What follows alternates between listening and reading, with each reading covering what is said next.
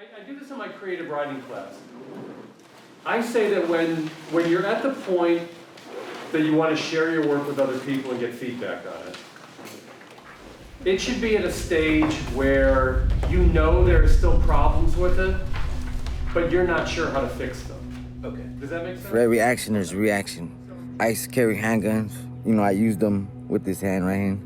I hurt a lot of people with this right hand. I stabbed people. I robbed people. I stole.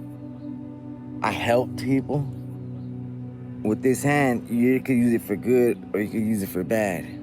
Now me, as the man I am today, every time I get tempted of doing something bad, I see this tattoo and it reminds me, pay attention to what you do with your hands, man. It could make you or it could break you, brother. But when you do something good with this hand, it comes back threefold. Use that in your life as a tool and your life will work out fine, brother.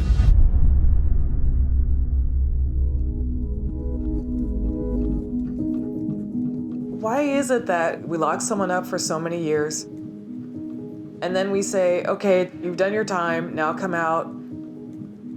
We expect you to rehabilitate. We expect you to be good citizens and to contribute in every way. But we don't give them the resources to do so. I'm trying to get off parole. I'm trying to get sober. I'm trying to find work. You know what I mean? And this stuff's stressful, bro, because every one of them is a journey. It's a process. Well, every time I was released from jail, I was doomed to fail. As soon as I say my first charge, I never get the job. I'm 36 now, but I've been in and out of judicial system since I was 12. Everybody deserves a chance. So why is it that they come home and we don't give them those opportunities? We take them away time and again. Sometimes it doesn't feel like home. Sometimes it's easier to live in jail or prison than it is in the free world. I didn't know I was gonna be kicked out like this quick. Their basic needs are not being met. Like dealing with my anxiety and PTSD attacks. We can be clean, but we can't do this without each other. A lot of us have been dealt a hard life, but I guarantee you that education and learning about ourselves and placing ourselves in the center of our education will heal. I knew I wanted help, but at the time I didn't know what help looked like.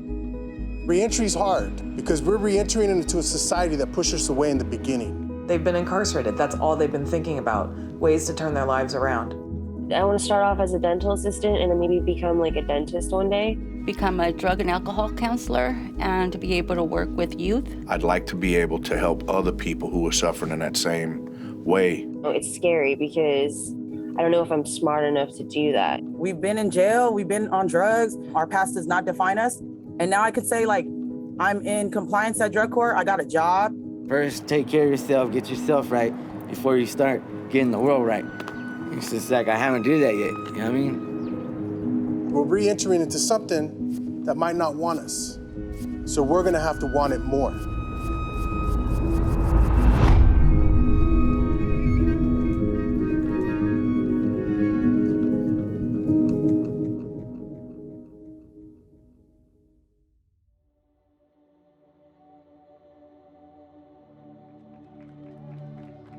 Good evening, graduates, families, friends, faculty, and staff. We want you to know that this is truly a day of celebration of you and your achievements.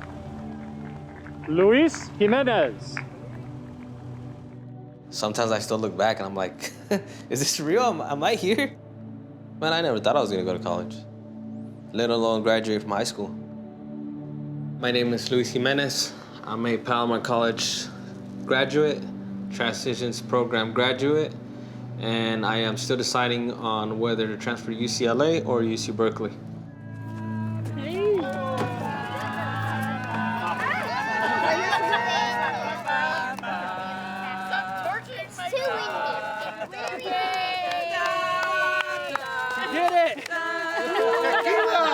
Give us a speech, you guys. What are you guys gonna do, man? For me, further my political education so that I can educate others on their political education. I love this program. This program changed my whole outlook on everything. I got tired of being incarcerated and tired of playing that manipulation game with myself, you know, and so, yeah, it took a lot out of me. Mom got her, I got her. You know, and now I can give back what was so freely given to me. And that's why I'm looking up to him. You know, this guy's my idol right here. You know, if he can do it, I can do it. We're the band of misfits that aren't misfits anymore. We just, you know, we're having our place. That's it. No, I'm sticking with I'm still a misfit. I'm Are you? educated now. Oh, that's right. That's right. Exactly. I would not change my past for the life of me. It makes me exactly who I am today, and it's made my kids who they are. So. Yes, that's right. That's right. We have new details about the man who was arrested while carrying a loaded pistol at Palomar College this morning. Deputies had their helmets on and their rifles strapped to their chests as they searched the campus for a gunman. A sergeant said the man, who's in his early 20s, had given his own description and even led them right to him. They say he had a handgun as promised, so they took him into custody before he had a chance to unload a loaded gun. This place saw me strive as a scholar, but also like saw my downfall as a person. Man, it's crazy being here and walking this, tracing back this trajectory, man, when I was here. I was heartbroken, right? And I had reached out for help, reached out to all my professors, reached out to the counseling department. I went to the local hospital 3 times. And everybody just kind of looked at me like, what do you want us to do, right? I knew I wanted help. But at the time, I didn't know what help looked like. I wasn't brave enough to take my own life. So why not have somebody else take it, right? I was really determined to go on a shootout with the officers. And so I was like this, and I took out the gun, and I was like, as soon as they come up, if I shoot at one of the buildings or, you know, just straight, they're gonna come down raining on me with bullets, right? I held it up to my mouth, I held it up to my head, right? But I never had the courage to pull the trigger. The 911 operator was like, okay, let's talk this through, right? After that, they got my mother-in-law on the phone, and here she's running through all these scenarios. That even though I had made a mistake, that it would be better for me to deal with the consequences of the mistake, right, and do my time. And 5-6 years from that time, I would still be present in the life of my oldest son, right? That just put a stop to things.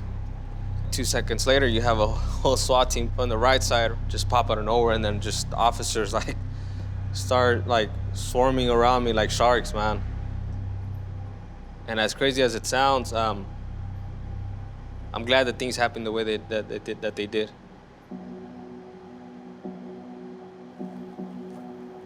Man, sometimes we need those life lessons to really get us back on the path that we were meant to take.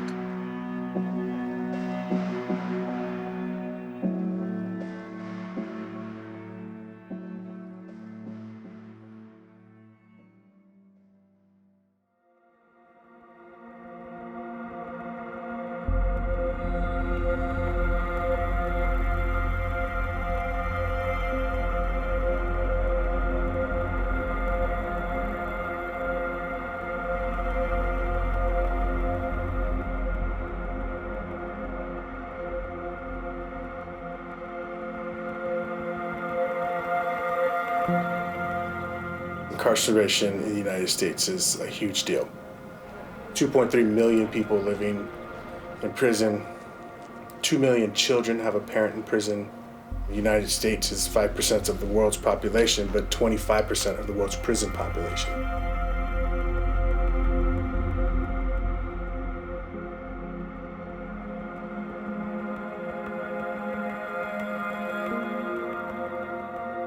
We govern from a politic of fear. This is how you write 45,000 laws, policies, and sanctions. You write that from a place of trying to ensure that you're safe from them. But in doing that, we've created the conditions that produce more violence and more instability than we had we not. Any criminologist worth their salt will tell you that unemployment, limited access to substance abuse treatment and social service support, and a negative connection with family members or frayed family ties produce criminality. Any criminologist worth their salt will tell you that, and we've engineered that through our law and policy. About 25% of all prison admissions each year are because of something called parole violations, because you can be rearrested if you miss an appointment with your parole officer. You can be rearrested if the person who you were told to be a roommate with by your probation or parole officer, because this is the only place where you can stay, if that person has an open bottle of liquor, if that person has marijuana, if that person has a weapon. You can be arrested for their actions because you're not supposed to associate with people like them. And this can happen to you for years after you've gotten out of prison.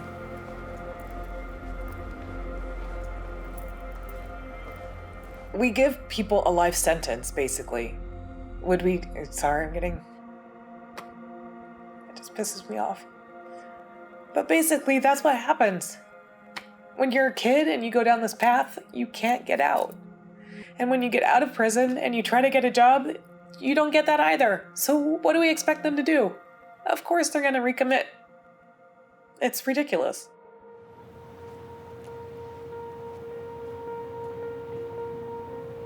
Nowadays, I'm walking on eggshells. You know, I'm a former 3-striker that got a strike stricken. So the judge told me any violent felony, automatically 50 to life. It ain't 25 to life, because you already had that chance. It's 50 to life. You know, in prison, when you get in a conflict, it stays on you, bro, because you don't got no, outlet, you know what I mean? You know what I mean? So it's just it'll mess you up all day, even the next morning, too. And, you know, I never want to go back, bro. Like I said, I think I'd rather die than go back, to be honest. I don't want to be nobody. I don't want to be the hardest dude on the block. That ain't me no more. I'm trying to change the cop's perspective. Oh, this guy's a criminal and he's always going to be a criminal. No, I mean, we're not all the same.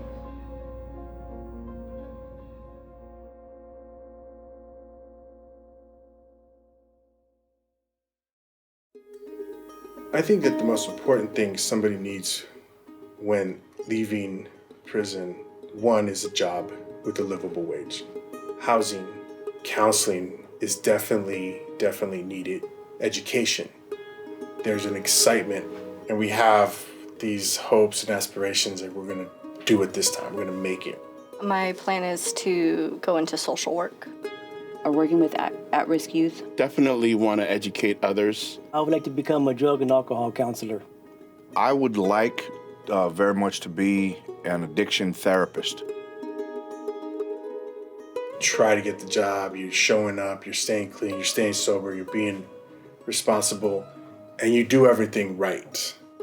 And then somebody just feels like they cut you at the legs because of your past. It makes it almost impossible to have any kind of job that's making more than minimum wage. Housing is not even a speed bump, it's a wall. On top of no credit history with an extensive criminal record, it's almost impossible to get a room or an apartment by myself. People with criminal records are made to feel the material reality that they do not belong. We tell them every day that you're not a part of us. You're not a part of our political community. You're something else altogether. Those were some painful moments, you know? I felt like I had no hope of not repeating the patterns at that point. You know, you're trying your best and that door gets shut in your face. I deal with a lot of my history today. That stigma is very debilitating, personally, professionally, socially. In a way, it feels like you have a disease.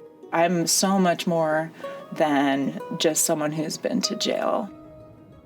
You know, I'm just so tired of being in a temporary setting, you know, from one cell to another cell, from one house to another house, from one prison to another prison. And I'm tired of like these changes, bro. And I can't wait till I get to the finish line where it's just a permanent spot, bro, where I could actually just lay down and just call home. You know what I mean? A happy home. And, you know, I haven't had that. I never had it. Sometimes it doesn't feel like home, right? And I actually hear that a lot when I run my groups for formerly incarcerated folks. Like, where's home? And there's no answer to where's home. It takes a long time for us to establish a place that feels like home. Sometimes, for some of them, and I've seen this happen quite often, it's easier to live in jail or prison than it is in the free world.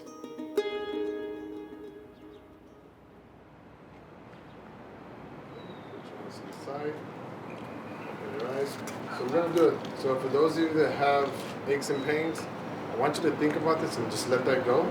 I guarantee it'll flow away. If you have a headache, this is a really good first point. If you have headaches, you do this for a few minutes.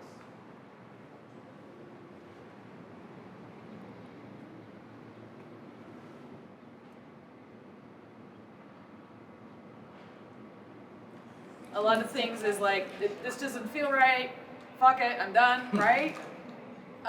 But stepping back, and sorry to drop the F-bomb, but I feel like that's what it is, right? That frustration that you get when you're doing an assignment, you're trying to do a paper, how am I gonna fill 5 pages? All the things and all the relationships you've had with school, and some of you might have had really bad relationships with school. School brings a lot of trauma.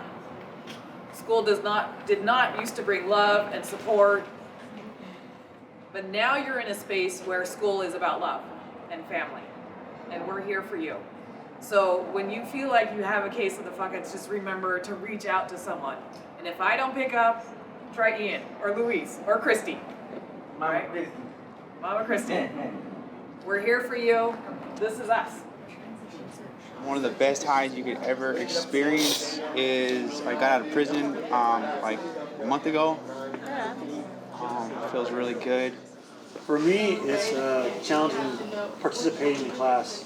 I feel kind of obligated to speak up and participate during the classes. I don't necessarily like it, but I kind of got to force myself. Thank you. So I think it's really important just to kind of, you know, really pay attention to what everybody's going through, because sometimes we feel like we're the only ones that are struggling with something, you know? And, you know, as for you, Nick, right, Nick? Yeah.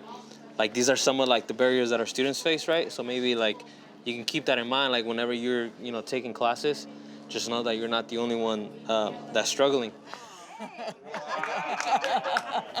She's got the best name. I said Sina Tulu Tulu Imoana. That's her name. Isn't that beautiful? Great job. Everybody give a clap for Nora. The Transitions program at Palomar College is designed to help formerly incarcerated people go to school. It's an 8-week intensive program where we help students enroll in Palomar, we help them with their financial aid, we get them a laptop. If they need Wi-Fi, we get them a hotspot. They begin the program, which is 2 classes they take all together. One looks at cycles of mass incarceration, and then the other class helps them with college success and to look at things like new identities. They have gone from being justice involved to becoming college students and scholars. I want to make my mom happy. I want to have my doctorate by the time my mom passes. Man, I'm older. I'm 48. I'm an OG, and so my mom's in her 80s. So my goal is to have my doctoral before she passes, God willing. And then, you know, I want to just let her know that her son, before she passes, her son's a doctor. You know, we go from fucking jail to Yale, from, you know, from park bench to Park Place, you know, and that's just the way it is, you know. It's very simple. And so I'm excited. I'm on fire. I don't know about you guys, but I'm on fire for it. Man, the first week I'm in a bag. I'm just like, you know, freaking out. You know, I'm like, God dang, you know. But then I just breathe, and then I just don't look at the whole picture, get overwhelmed. But this is what I'm excited for too, is being able to give back, you know, to people. You know, like the newer guys that are coming in. So one thing I'm afraid about is about being in college is transferring. I think like once you have your community and like you go into a new space, that feeling arises again. Well, it's my first time being in a setting like this too, and from going from like 15 years of being on a level 4 in a box to just all this, it's a lot of to take in.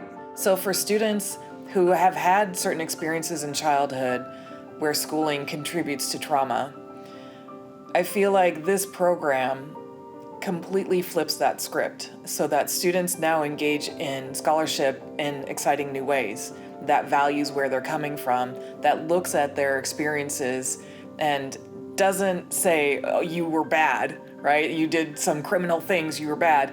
It says, you have all this experience, you have this rich history. Let's look how we can shape that into a new identity and a new experience for you and a new life. That's why this program is so well supported on campus.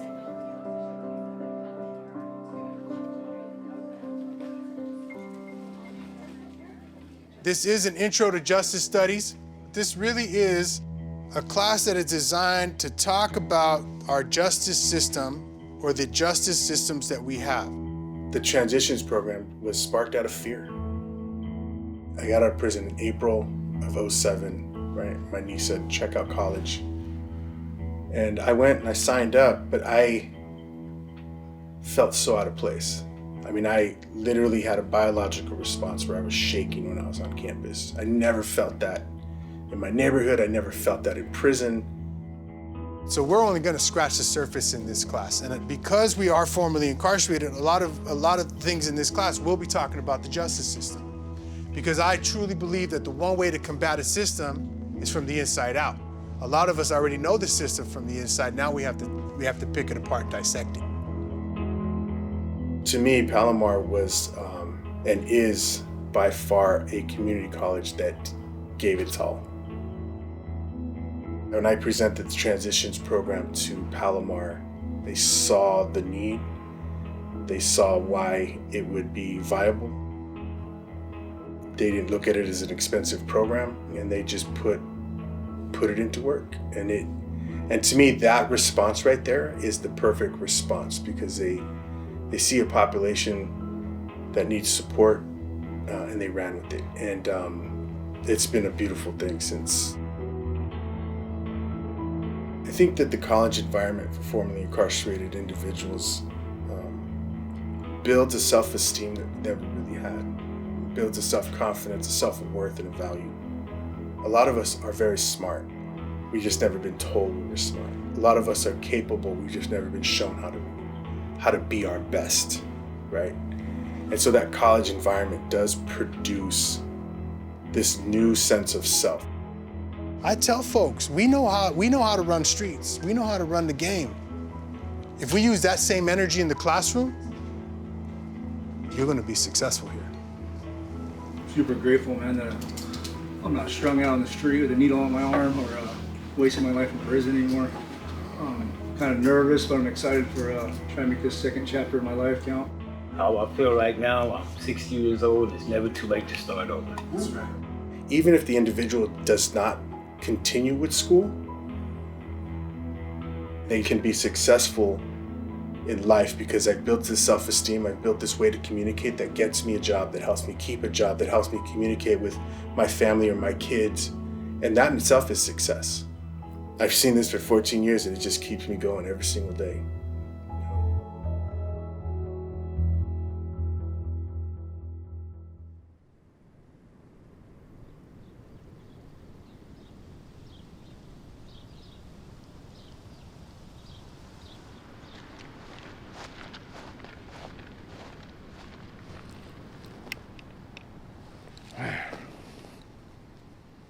I got offered a job position at the campus. I came today and, I applied. I went over the forms. I signed them. We printed them out, turned them in. I got down to the last form where it was signed about the criminal background check. You know what I mean? What were your charges? And, my charges, I got two different cases, but yeah, they were violent and serious, but yeah, they were like 15 to 20 years ago. You know, I'm turning 40, man, and I'm not that same kid that I used to be. You know, I could tell that it was gonna be a little issue because every job that I applied at, it all was an issue, and it all went down the same way, where, you know, I mean, a week or two go by and you'll get some letter in the mail or some email saying that, you know, unfortunately, due to your criminal background check, you know, we can't have you working around these areas, environments. And, you know, I applied at certain spots in my past, and I had a PC-211, which is a strong robbery, but, you know, that keeps us from working around a lot of people, environments with cash registers and stuff like that, settings. So I understand, but, you know what I mean? Then again, you know, I think I deserve a second chance, you know, to redeem myself, you know what I mean? I asked for forgiveness, man, you know what I mean? And if you can't forgive me for what I did, you know, 15, 20 years ago, man, then, I mean, what am I supposed to do? I've lied on my job applications. They view it to 5 years in the past and see your criminal history. They say don't lie, but you're screwed either way. That box that says if you've been formerly incarcerated, that hurts, you know, that's where we get stuck. Any new name they threw at me, I passed it. As soon as I say my first charge, they're just like, I never get the job. Never. It just doesn't make sense because then you go back to prison for 30 days, come out, and then you're faced with the exact same problem. It just turns us to going back to what we knew. The struggles Richie has with getting employment has been heartbreaking, honestly, because everything relies on it. People who've been incarcerated and have a record and have that gap in employment also have an exceedingly difficult time finding jobs and finding work. I think being formerly incarcerated is a huge benefit to our society. We're the first to want to help out another individual. We're the first who will be loyal to your company or your, you know, any job you give me. We'll be loyal to you. Give me an opportunity and I will run with it. You look at Richie, you see his tattoos, and that's what you see. But when you look beyond those tattoos and you see Richie for Richie, you're like, well, of course I'm gonna give this guy a job. He's amazing. But it's just getting past that initial gut reaction of who you think this person is. Again? One more time. Close your mouth. Ready? 1, 2, and...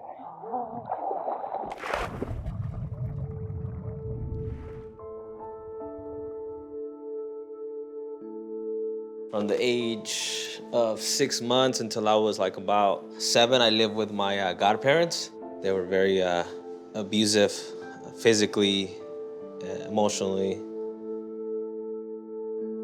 When I came to the States, I was about 10 years old, right? So here I am with my mother, her boyfriend. When I arrived, things were great in terms of like, you know, I had a house, food on the table. But as time went on, I started seeing that, you know, my stepfather had an alcohol problem. And also he had a meth problem. You know, and when I tell my story, I don't portray myself to be like some hardcore cholo or gangster, you know? I'm just a person that, you know, has formed part of this community, has made some good and bad choices and been through some things and been around the block here and there.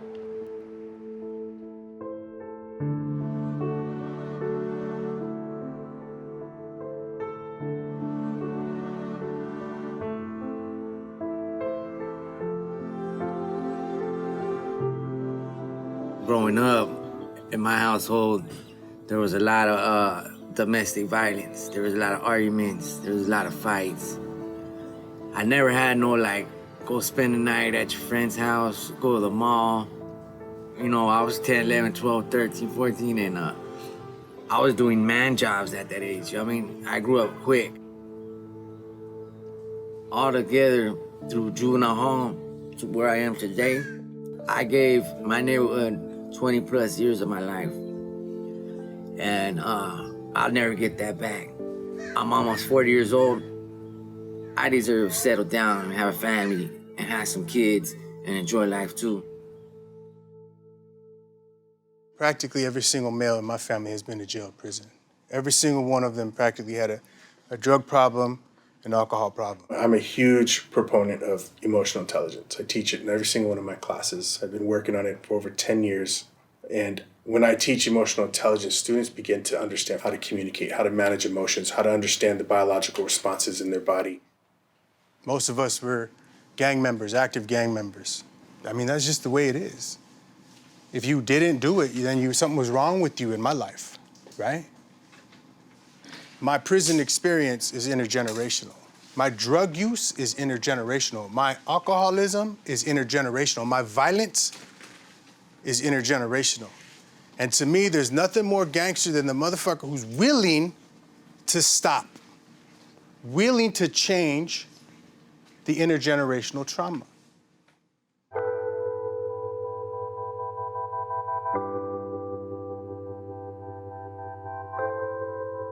My most important role is being a parent, right? And so, like, when my kids are around, it's all good, right? But when they leave, or like, you know, when their mom takes them, whatever, like, I have this time of like, you know, what do I do, right? And these are the times where like, these like really intense desires of relapsing, right? Of, you know, maybe if I just, you know, if I do a little bit of coke, right, that would like lift up my mood and, you know, give me the energy that I need in order to finish whatever assignment I need to finish, right? I've sat down with them and told them like, hey, you know, I made some bad choices. Don't do this, don't drink or do drugs when you grow up, because like it creates a lot more challenges for you.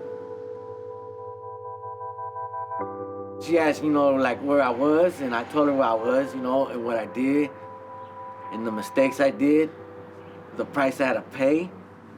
Because I don't want her doing that either. You know what I mean? I don't want her to think, oh, just because her mom or dad like lived that lifestyle, that doesn't make it all right for her to do that too.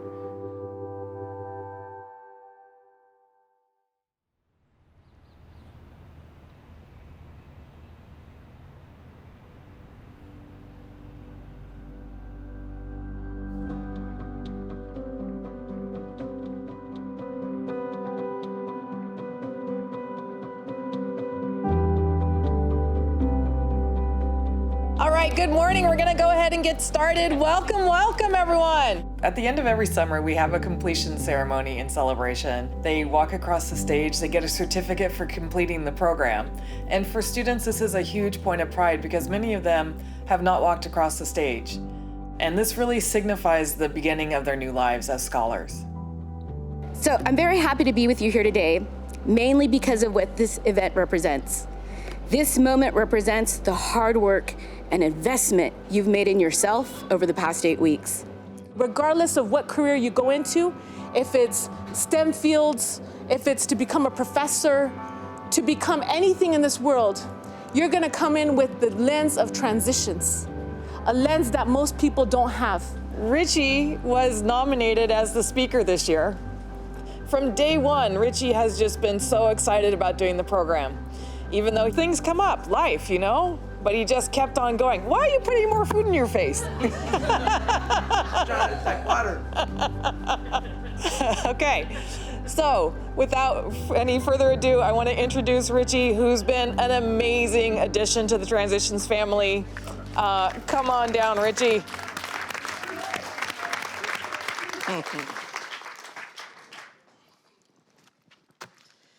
All right, here we go. I didn't know how to start this or never had an opportunity to take a role in representing a class. All I know is the similarities I have with each and every one of you. I learned from you, and I know you can learn from me. To be alive and escape death several times gives me the answer to why I'm still here and not in the ground.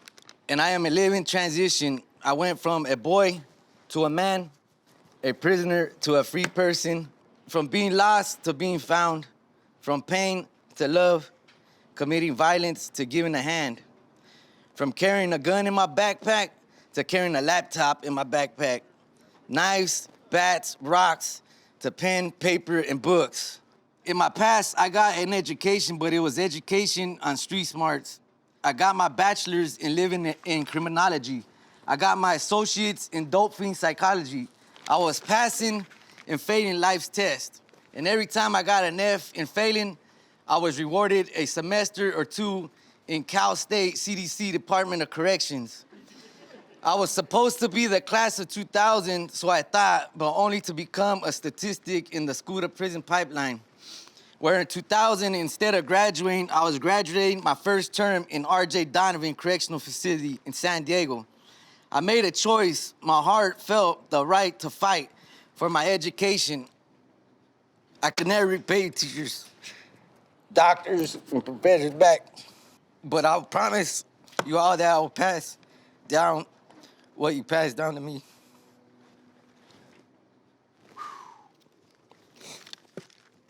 Hola.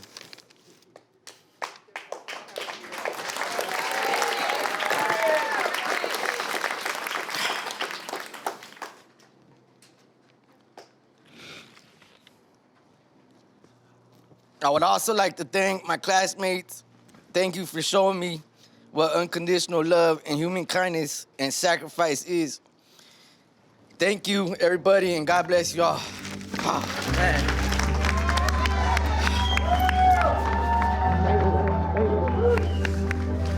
Thank you. You are amazing. Thank you, Dr. Man, I felt good.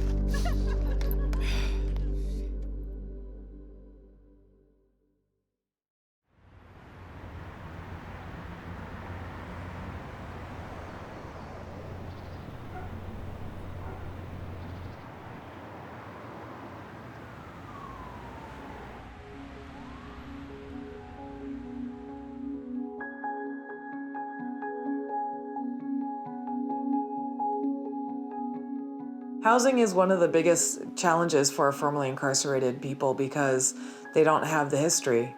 You know, by virtue of being incarcerated, it wipes out everything. It wipes out the credit, the employment. You take all of that away, and you have someone who has a record and it might be on parole, and that just makes it almost impossible. We spent, I would say, almost $500 in application fees just associated with getting denied. Obviously, they'll have to look at my history and see if I've been incarcerated. And, you know, those kind of don't go over well with the landlord. The housing and the place that we were stuck at was basically the slums. And so we had a lot of gang activity, a lot of problems, a lot of drug sales within the neighborhood that I was surrounded by.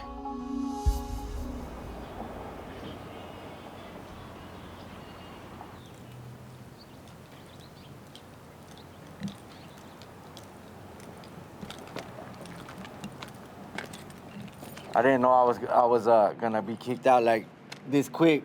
I thought I had another month left, but I remember I did 4 months at another program before this one, and it's supposed to go 3 and 3. And it's like nothing's ever like permanent, nothing's ever stable, and it's just, you know, I can't catch a break. Like when I go try to apply at apartments and stuff like that, they want proof of like income, credit cards. They need all this stuff in order to require me to get, you know, approved, and I can't. If you don't got a good foundation, man, like, I mean, your chances of surviving out here are slim. That's why a lot of people do go back, though. It's like, because it does get, you know, a little too much, especially for people like a lot of people right here are lifers and stuff like that. And, you know, we get scared out here. You know, it intimidates you. You know what I mean? And it kind of like, sometimes you do want to go run away and go segregate yourself from society. You know what I mean? Because it gets crazy out here. You know, you do feel like you get pushed out. And, you know what I mean? And just, you know, a lot of people don't care. You know what I mean? And I don't know, it's just, I can't even take care of myself. So I'm trying to take care of a wife, a kid, and do my pro shit on top of everything else. And just like, it's too much sometimes. You know what I mean? I don't even know how it is to sleep with a family, because I haven't done that yet. know what I mean? I'm a grown man, and I can't even sleep with, you know what I mean? Like, it's like, come on, man. I feel like a 16-year-old kid that has a curfew when the street lights come on. I'm tired of being in these temporary programs and temporary settings, and I just want a place of my own. I didn't think freedom was gonna be this complicated, and it is. I don't know. It's just hard out here.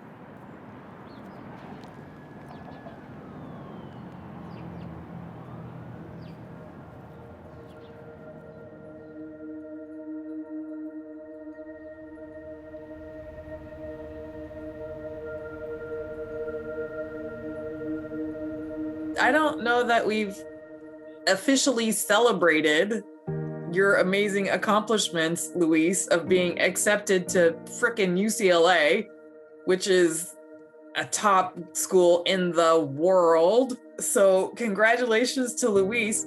In about 2 years, we're gonna be celebrating Steven, UCLA, UCSD. No, he wants to go to Berkeley. UC Berkeley, damn, even Harvard. What's up, Steven? Hey, what's up, fool? You need to stop that shit. I'm blushing, dog. I'm trying to be red like a tomato. Hey, fool, you need to stop that shit. Woo! We're manifesting it right now. It's bound to happen. Bro, manifest away, bro. Let's stir the pot a little bit more, bro. The Friday check-in is really a time for students just to have someone that they can bounce ideas off, they can share accomplishments with, and exciting news. So it really has become a family, just a time for family to get together and catch up and have a laugh a lot of times. But just to go around, what is everybody's favorite food? Unmute yourself and tell me. I like sushi. Sushi's my favorite. Asian food. I just like Asian food.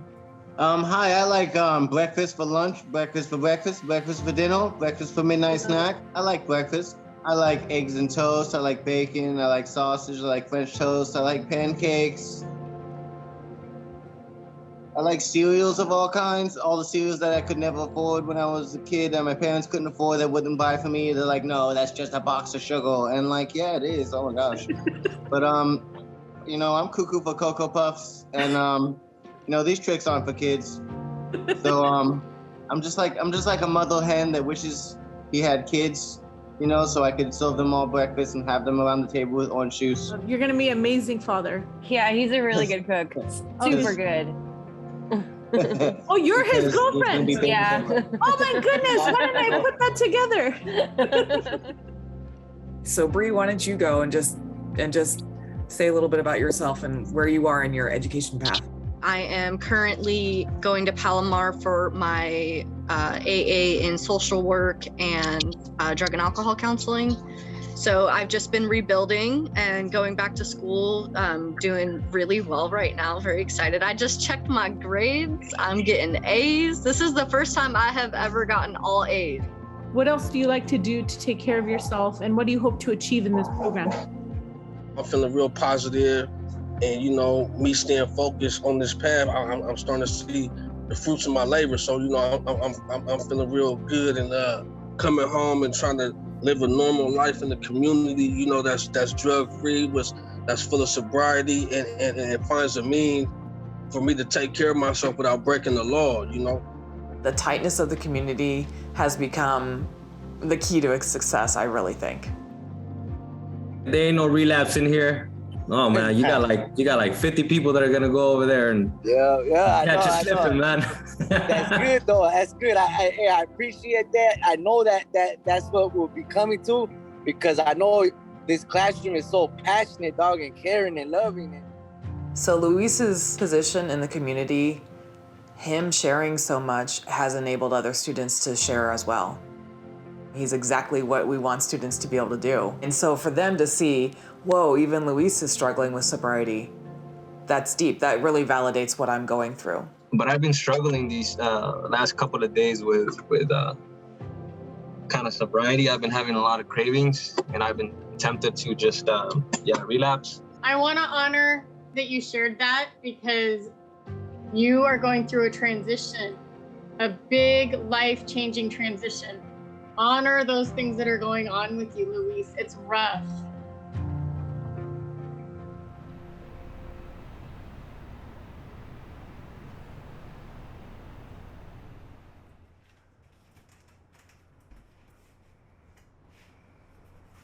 So I met with the counselor this morning, right?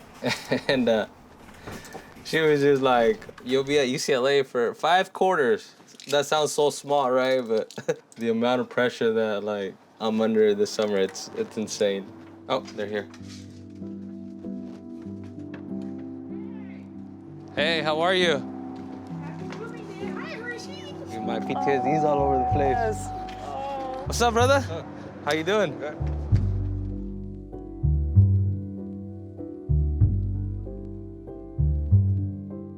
I'm not saying goodbye. Because I'm coming back, bro. I'm never leaving my community. Once upon a time, I had the idea of like, man, when I make it, I'm getting the fuck out of Escondido, man. Hell no. I'm staying there, man. That's where my community and my family is, man. All those experiences, good and bad, all those people that I met, right? They've contributed to who I have become today.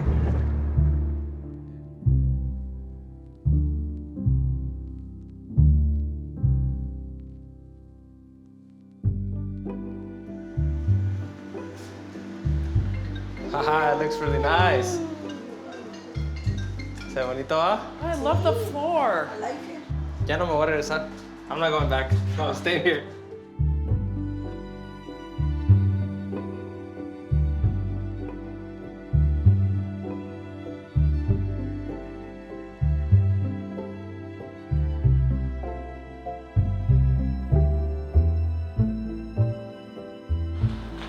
I know. I'm so proud of you. Thank you. This is amazing. Hey, bro. Thank you. Bye, ma. Ok, hijo, felicidades. Thank you. No, tenías lo último. Ánimo. Okay. Have fun nesting, getting comfortable in your new spot. Thank you. Drive safe, you guys. We'll let you know when we get home. Okay. Bye, love you. Say bye, Hershey.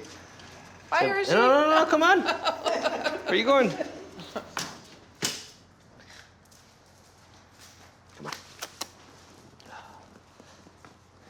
It's okay. It's okay. It's okay.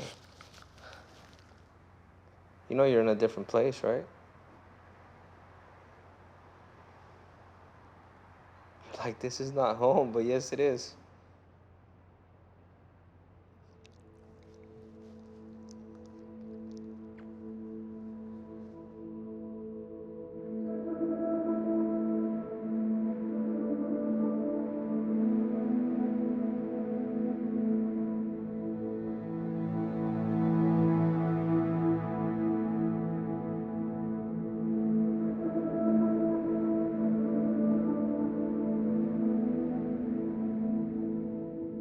You know, it's interesting because the fear and the bias against our transition students, I think when you talk to people in theory, they'll say, oh, I love it, your program's amazing. But then when you look at some of the restrictions that are in place, you know, the company doesn't allow X, Y, and Z. And I see it out there. I see help wanted signs all over the place, but not for our students. That's not right.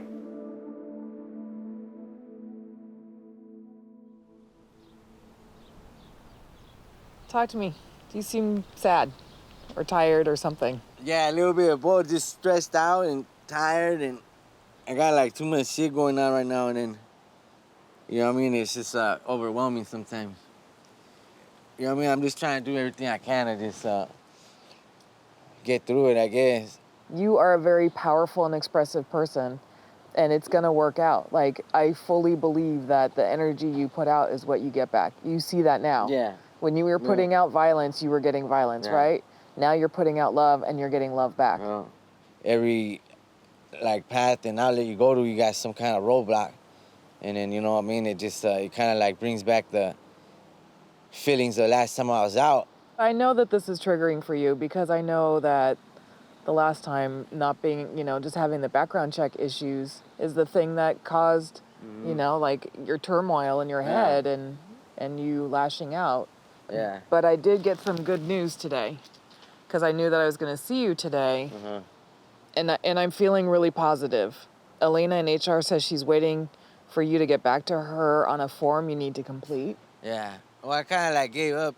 I put most of my charges, but you know what I mean, I did leave out like you know, that I stabbed someone and then I had a gun charge.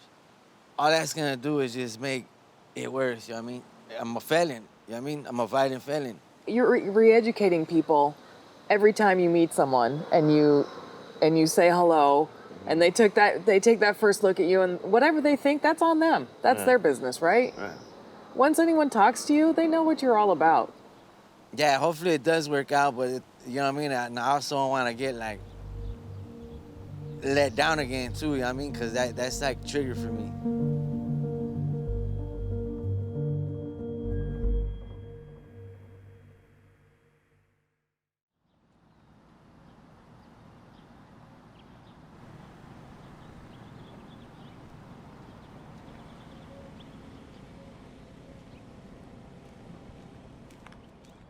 Hey, how we doing?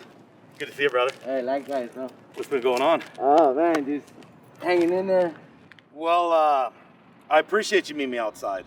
I heard back from HR. Yeah. You got the job. All right. You got it. That's right. Congratulations. Hey, good stuff, man. It was a battle, man. It was, but no, we're happy to have you. Yeah.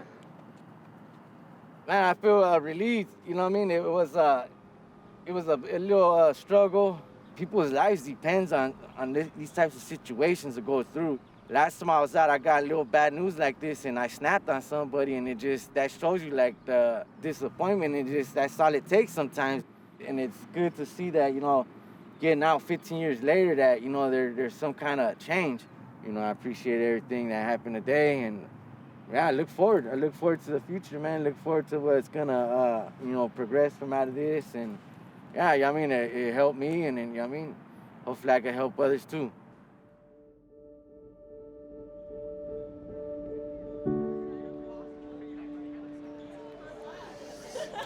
Hey, how you guys doing? Hey, man, come and join us in our event, man. Just culture hosted by Underground Scholars. What are you guys doing, man? Underground Scholars? Yeah, we'll trade, man. What does that mean?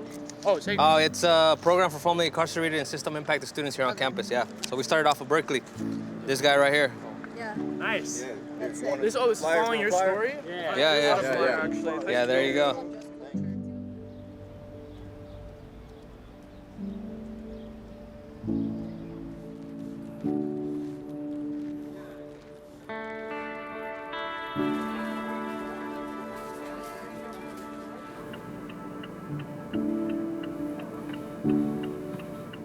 How was school? Good. Yeah? How was the program? Good. Yeah? I went to. Did you get any homework done? Yeah.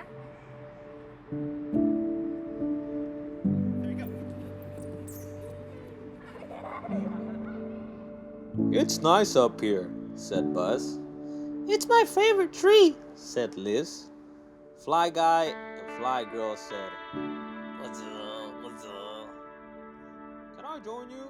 said a boy. "Sure," said Liz. Other transfer students that are already done with their program, from what I've heard, is the first quarter is always the roughest one. But obviously for me, it comes with additional challenges, you know?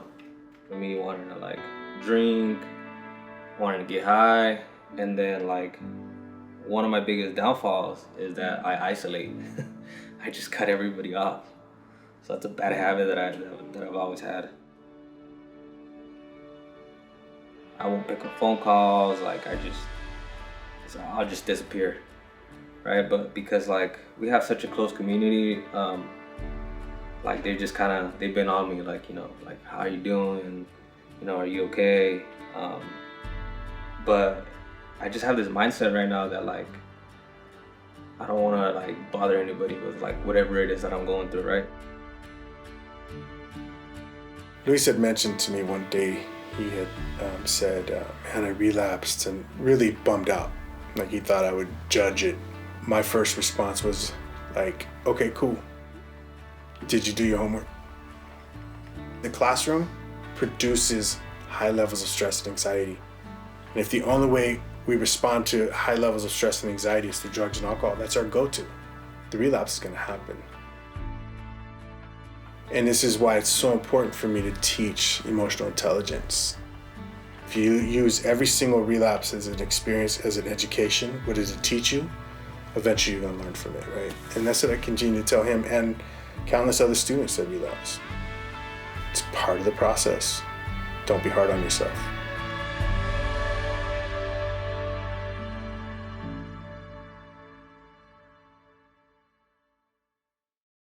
Like, the reality is that you are the most beautiful woman with the most That's incredible not true. smile and the most radiant eyes, okay? And you put me in awe every time I see you.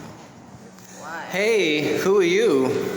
No one. Margaret. And who do you love?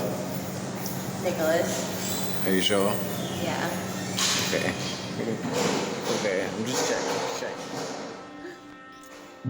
She was clean. She did not relapse. She was in recovery and she was doing really good for a long time. And I was so proud of her. She was so goal-oriented. She was always so affirming of her beliefs and what she wanted in life. Her goals included Nicholas and the family that they wanted. I wanted to have children with Margaret. I wanted to have a family, and I wanted to cook for them. Yeah. So I stopped cooking for like nearly a month. Sometimes I'll just forget to eat for like a long period of time. You realize that like the weight of it changes each day. And it's like the way it affects you changes too. And this morning I was like, why was she placed in my life? And why for such a short period? And when she came into my life, she completed me and she believed in me, and that faith moved the heavens.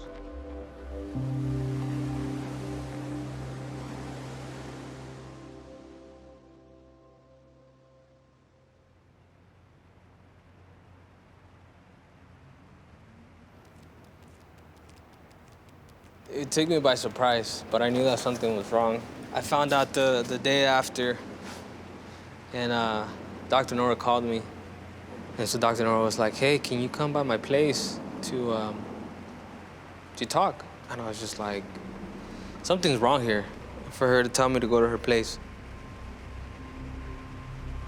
Between the time that I had gone to my meeting to the time that I arrived at Dr. Nora's house, like I knew that something was wrong, right? That somebody had passed away.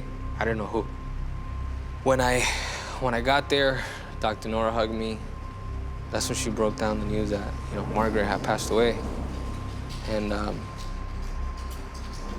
it hit me. And it was just hard to it's just hard to sit there, right?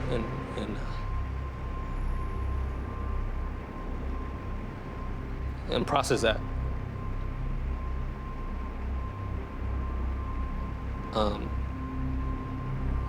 She was barely starting her education. And she was dealing, she was dealing a lot with that imposter syndrome, right? Something that I'm dealing with right now. The question that has been coming to my mind often is like, how many more people are we gonna lose? As for me, like the best way to honor her, right? Is just to keep fighting like our own personal demons, right? Like facing our own personal struggles. And I really hope and I pray that like we don't lose any more people. Because it's just sad how,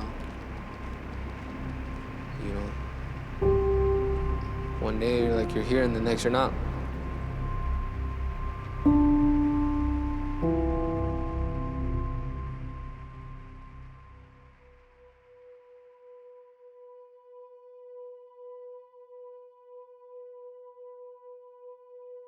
To have one student pass away during the program was devastating.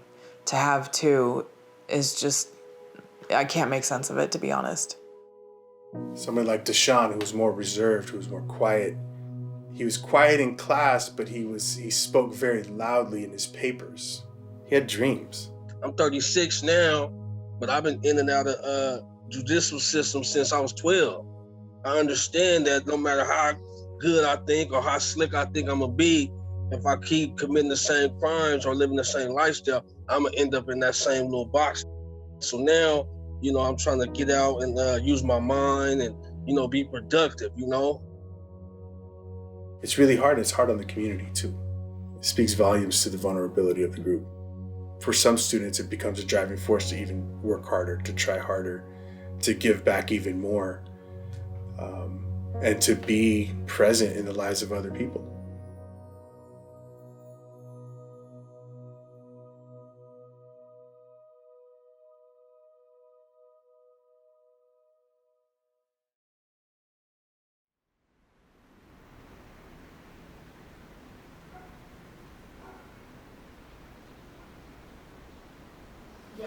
So you got a place. How do you feel? Great, it finally happened. Never, this was my dream, you know what I mean, when I was sitting still, like, trying to manifest this and make it happen, and you know what I mean? I didn't know it was gonna happen this quick, but it did, and you know, it just took a lot of faith, a lot of positive energy, and meeting positive people like you, Dr. Noor, and you know what I mean? Good things happen to good people, and I mean, this is what it is, you know what I mean? It's right here in the flesh.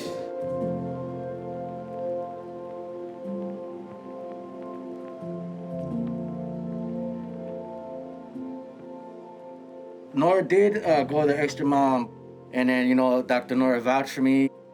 She gets you a job position. She vouched for the apartment where I'm staying at, so it goes from the littlest to the biggest. Man, I don't, there ain't no way I could ever pay her back. You know, one way is just keep going, you know what I mean? Where she just paved the way, and then I just keep walking that walk.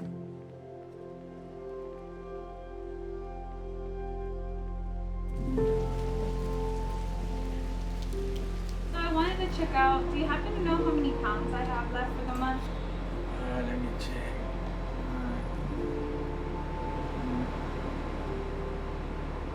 You got 7.5. Okay.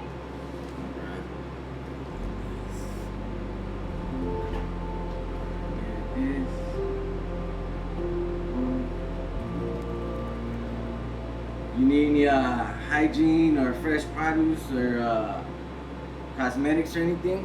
No, not produce, but can I have a hygiene pack? Okay. Hey, Cena, can we get a hygiene pack? Please, sir.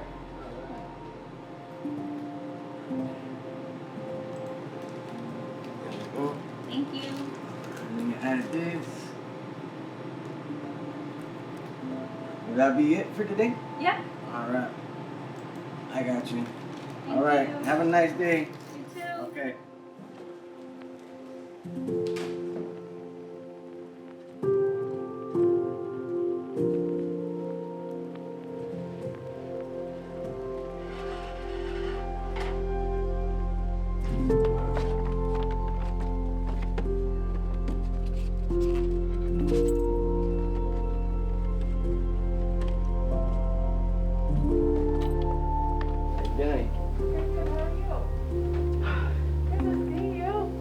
A gift. This is what we picked up in Old Town for you. Oh, that's so sweet of you. It's like and then you gotta turn on the switch on the bottom, so pretty. and like you go like at nighttime when it. Oh, that's cool. Like, it's nice at night, like in the dark room. Rich, that's so sweet of you. Yeah, we got you one of those, and then we got you the card. I had a modified Godmother's Day. Wow, this is so cool. And then that's me, that's my mama, that's Jeanette, and then there's Chloe right there. Aw, thank you. That's so sweet of you. Yeah. Palomar like opened up their arms to me and their heart, and they like a lot of us, you know, a lot of people that are in my same situation that are there, and you know what I mean. I love it. You know what I mean, and when I step on that campus, I feel comfortable, and the stuff we were learning, like Dr. Sadat's class, you know, was about like when you get imposter syndrome, and that's like when you become. That's how I was feeling. Like everywhere I went was like, I don't belong here. This ain't for me. Maybe maybe I'm a little too much for these people, or you know what I mean, so on. At Palomar, I don't feel that way, bro. Like every time I go there, like people just see through my skin, through my background and everything, and they make me feel human.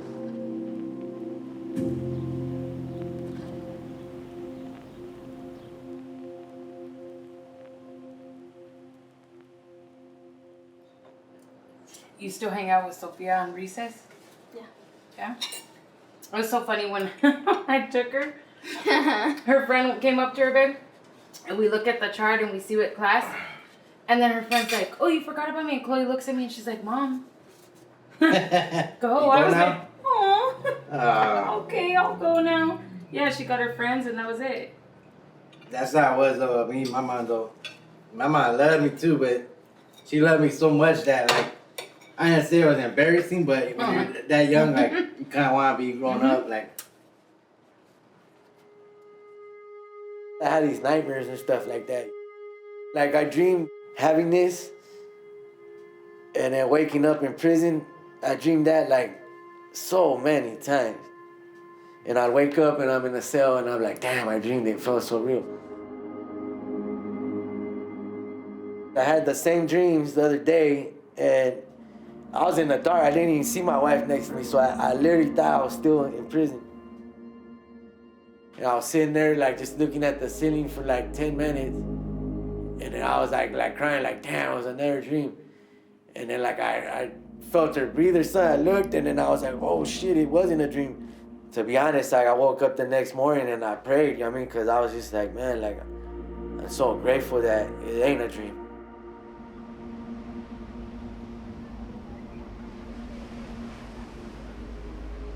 I ain't gonna lie, that's like the happiest I've been, you know what I mean? Is being with a wife and kid, you know what I mean? Cause it's, I never had that before, so experience that type of love is way different for me.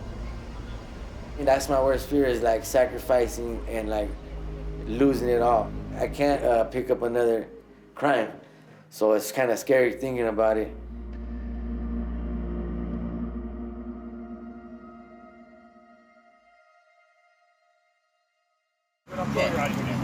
This is my third time. I go to college. Really? I go. I get it. That would be frustrating for anyone, really. And then I was just coming back from work, and then the second one was riding the bike, and then this is the third. And it's like, I go to work, he goes to school. We do regular people stuff, take my daughter out.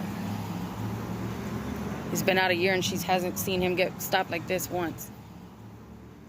that's what like my worst fear right there. I was pulled over 4 times in 4 months. 4th time I got pulled over. He says, you know, it was the brake light. So he tried to make it to like 1 bulb out of the 3 that were in there was out. Like how many more times do you gotta pull me over to figure out like I'm not doing nothing, bro? I live here, I'm just here, I'm trying to make a living, I'm just trying to provide. The worst part was when my daughter was crying. Cause you know, I'd never seen her like that. And I think it caught everybody off guard. You know what I mean? Even her. You know, I'm handcuffed, so I couldn't like go out there, hug her, grab her, whatever, you know what I mean? So it was, I felt like I couldn't do nothing.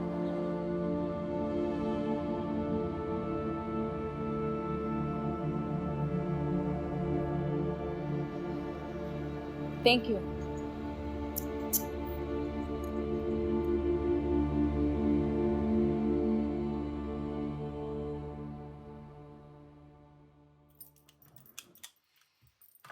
I'm worried for our students. I'm feeling raw and exhausted, and I don't know why this keeps happening. I've never lost students like this. It's just insane. We just got the news that our Steven had a heart attack and died.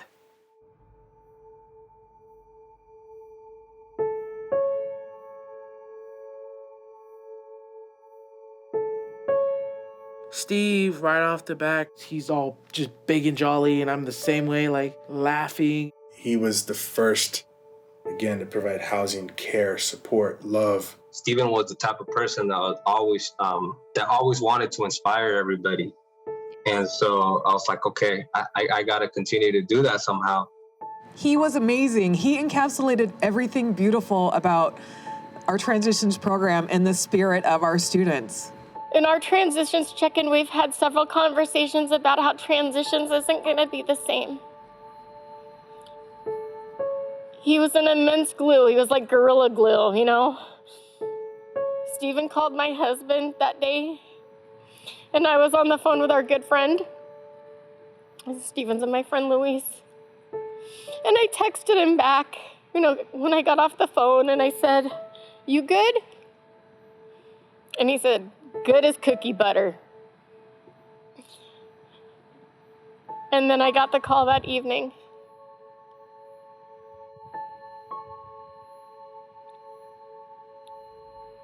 You guys meant so much to him, and I had so many conversations on a back patio about the meaning of family and how important it was that he changed, not just for him, but for you guys too.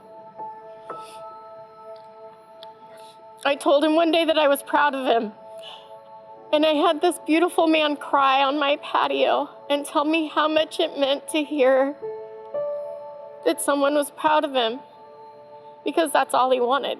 He didn't want to make people proud. He wanted people to understand that our histories do not define us. They are things that help create us. They give us character. I don't think his job here is done. His job here continues on with us every moment of the day. We just get a different view.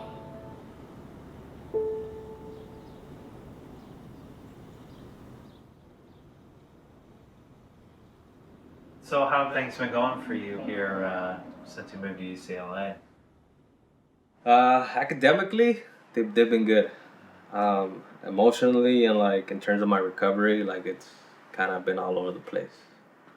Right now I'm just like feeling guilty because I had made plans with Christy and Bree, and I ended up, finding some dope. Somebody had some, and I went to Vista, and when I pulled up there, like I was just like telling myself, like, what am I doing here?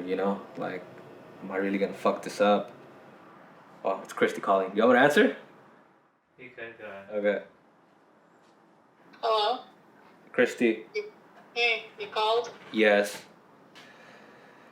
The guilt is barely starting to hit that that I left and I didn't tell you guys anything.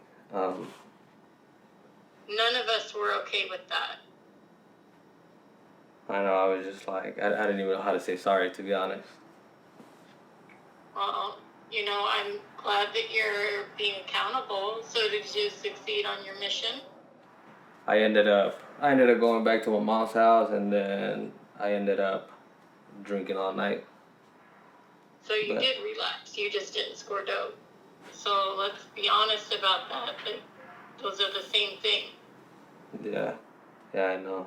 So, I was just calling to apologize. Like, I'm telling you, I didn't even know how to go about it, to be honest. We're all going through it, Luis. Losing Steven is hard on all of us. If being at my house was a trigger because Steven was here and you were thinking about, all of us playing card games and stuff, that's what you should have said. I'm having a hard time. I'm being triggered right now. And we could have talked through it. I'm just fucking frustrated because, like, I just don't know how to explain it. Like, if I knew what was wrong with me right now, like, I would tell you. I just know that. I just want you to know that, like, and I'm gonna call Bree too, but like, it wasn't nothing personal, I know. at all. Like, I would. I know that it wasn't anything personal, Luis. Like, I would never, ever, like, do anything to, like, hurt you guys or, like, You're gonna have your good days and you're gonna have your bad weeks. You're gonna have those good minutes and those shitty hours. And we all get that. When we say reach out, it's because we've been there. It's because we understand it. And we don't want you to be alone.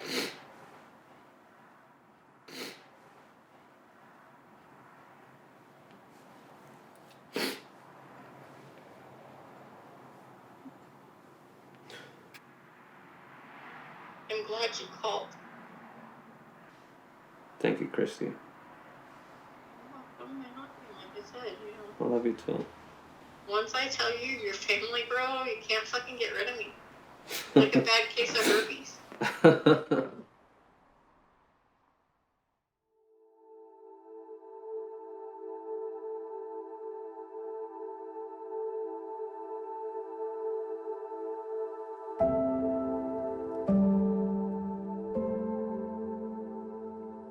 I want to be at a table where it's like my mom, my dad, my sister, my brother, everybody, and just say like, because before, what was it? Either my brother was busted or I was busted, and then parents were divorced. Yeah, I had like one birthday that Yes. I remember is my quinceañera. Yeah.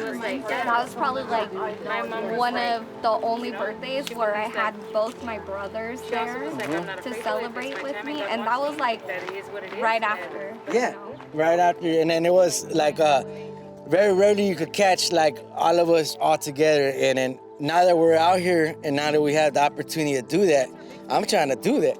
Mama Christy, Follow me how you doing? I'm doing well. Our expectation of him like coming out was just, in my eyes, was like, okay, we'll do your 6 months and come to Vegas, like be with my mom, you know? And then out of nowhere, he's just like, yeah, I'm speaking and I'm going back to school and I don't think I'm gonna come back to Vegas. I don't think I'm going to Vegas. Like we had like a plan set, you know? Yeah, they had a plan set. And I'm like, Mom, you know what? Like this is good. You know, like he still feels he needs like to do more. And I'm happy for him. I feel like he's I'm super like, proud of him. Yeah. I'd like to thank y'all for making it. You know, every one of you right here has been in my life in all different ways. You know, I would like to thank and give recognition to Dr. Nora and Sina, because these are two powerful women right here as well. It's not just about me today. Like my Aunt Mary Lou, my sister Lindsay. You know, a lot of you guys been there through the beginning. You know what I mean? And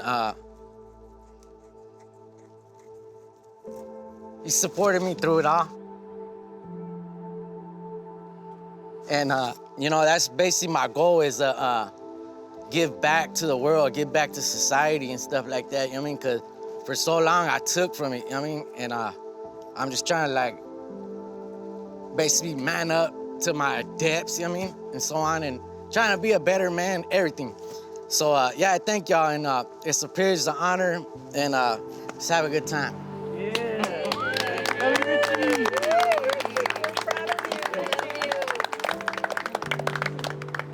He's done a complete turnaround.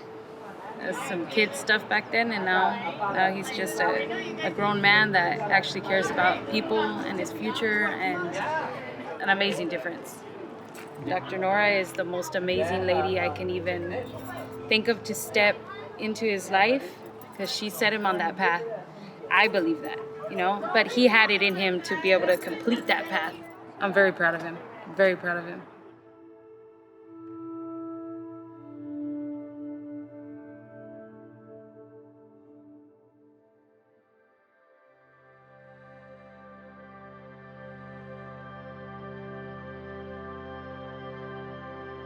We, as a student org, are currently working on introducing a bill to the legislation requesting an ongoing funding for $4 million for underground scholars for all the UCs. Hi, my name is Luis Jimenez. I'm a formerly incarcerated student, also a student at UCLA on behalf of Underground Scholars Student Initiative. And I urge you to support the ongoing $4 million budget for underground scholars. Thank you. We really want to make changes. We can be in a lot of sectors of life that people be like, uh-oh, there's danger coming, you know, because we understand what's happening in society. Join the school board, join city council. Formerly incarcerated people can be politicians. He has just overcome challenge after challenge, and it's amazing to watch him grow. I see Martine handing off that torch to Luis, and Luis just taking it as far as he can. Had it not been for the Transitions Collective, I wouldn't be here talking to you guys. I'd probably be out there on the streets, man. For a lot of us, you know, the educational path that we have taken, like, it means the world to us, right? Man, I urge people to support this definitely. It's not about the money, but about saving lives.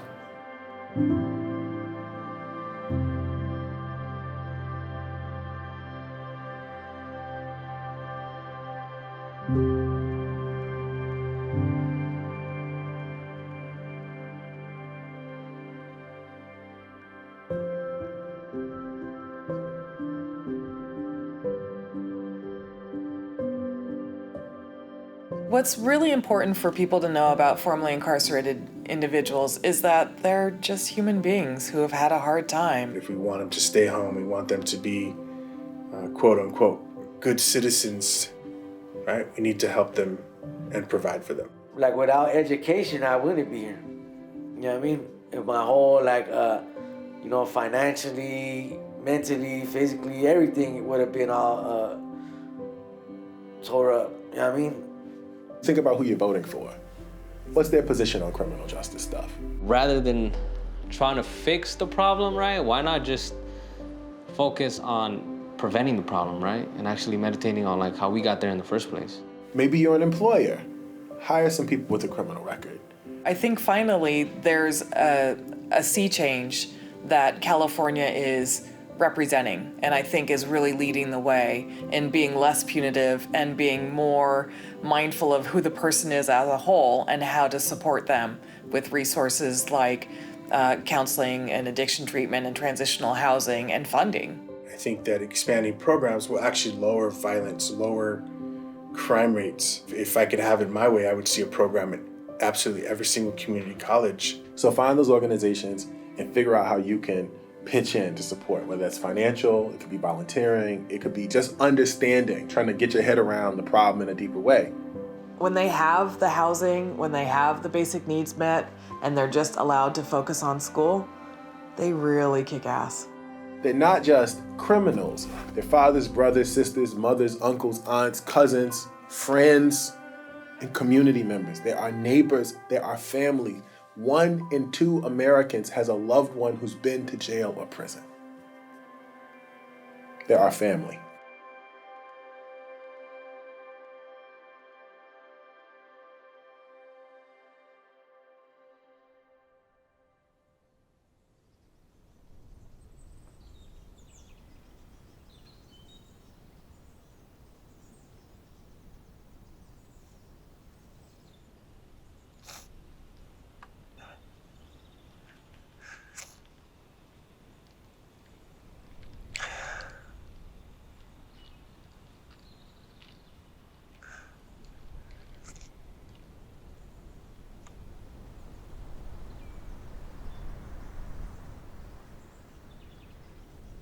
Unfortunately,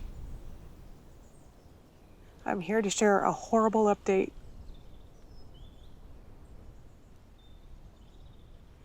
Luis really still struggled with mental health and substance abuse.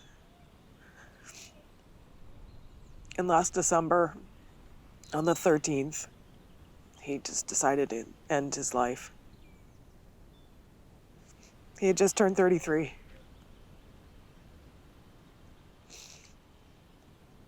He completed his degrees at UCLA, but he still just really struggled.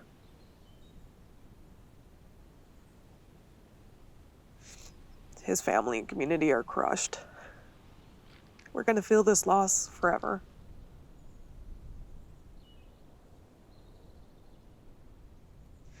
Supporting his formerly incarcerated brothers and sisters was his passion. That's what kept him going. So we hope to honor his legacy, further that movement of liberation through education.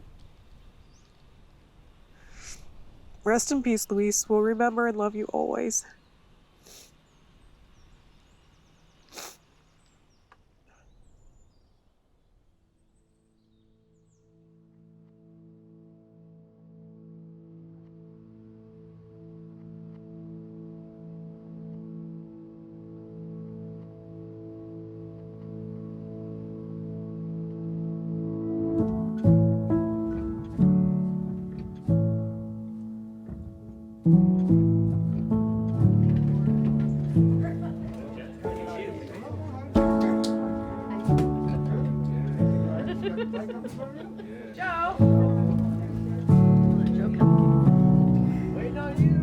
Hey everyone!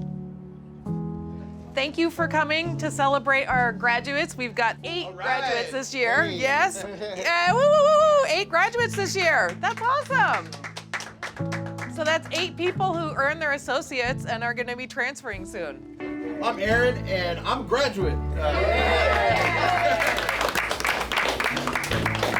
But I mean, I guarantee you, if Rising Scholars wasn't here for me, Dr. Nor wasn't here for me, I wouldn't have done it. I would have quit. Thank you guys so much. And like, this stuff, it's not easy, right? But it happens and it works. So thank you. Thank you, Aaron. So speaking of graduates, we have another graduate in the room, Bree. Woo! And Bree, you have been instrumental in this program. Right? I was just absolutely. Oh my gosh.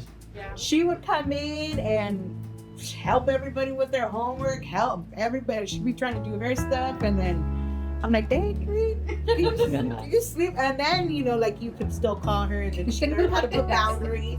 Well, Bree definitely has like the Louise Stevens spirit. I have a lot to owe to Louise and Stephen for me.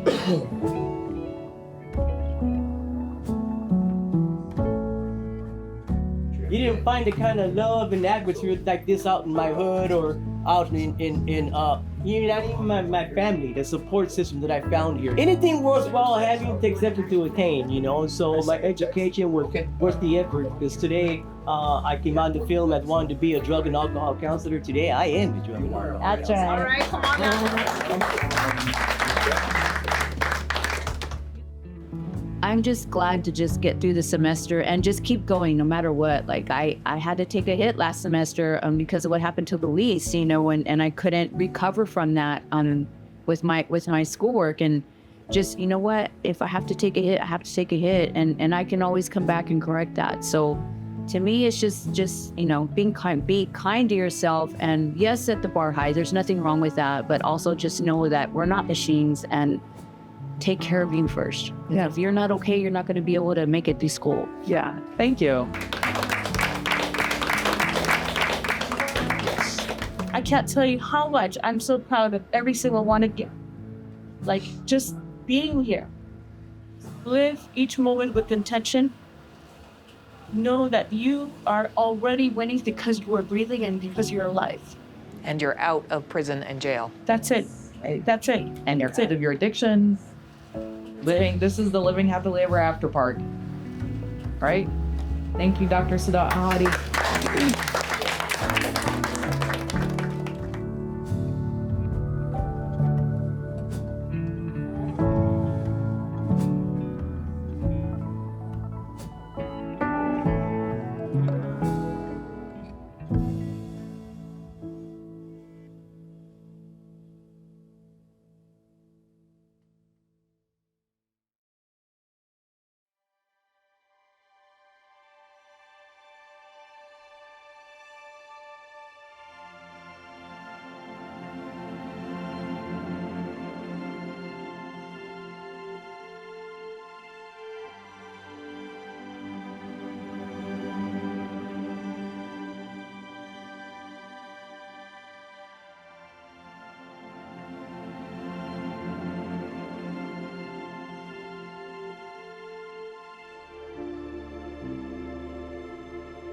I kid you not. The greatest education all of you have right now is not gonna come out of these books. It's gonna come out of your own personal experience. It's gonna give you what it takes to thrive in this place.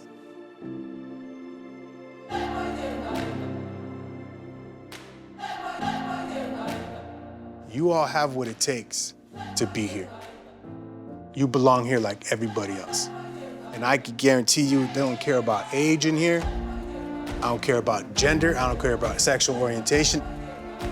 This classroom is probably more powerful than any other classroom happening. Because we have a lived experience in this class, whether it be the SHU program, little juvenile hall, little county jail time, you know, smoke a little weed, did some heroin. No matter where you're at on this line, this education belongs to you. This education belongs to you.